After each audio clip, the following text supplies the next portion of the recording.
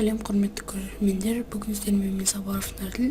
Бүгін сіздерге мен қалай әдемі текст жазуға болатынын көрсетемін. Ең бірінші біз libo.ru деген сайтқа кіреміз. Мен бұл ссылканы төменге тастап кетемін, описание тастап кетемін. Содан кейін біз Logos дегенге апарып сіздің өзіңіздің қалаған текстіңізді жазуға болады. Мысалға, мен фан дегенде текстті таңдаймын. Бұл жерге лого текст дегенге апарып, біздің каналымыздың атымызды жазып қойайық. Міне, жаздық. Міне, өте әдемі қылдырып, қазақша бейне сабақ өте әдемі қылдырып жазып берді.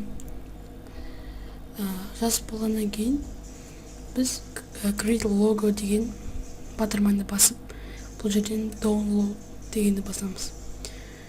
Яғни біздің жаңағы жазған текстіміз скачать етіліп қалады. Ашып көрейік. Міне әдемі қазақша бейне сабақ. Сіздермен болған мен Сапаров Нәділ. Кездескенше сау болыңыздар.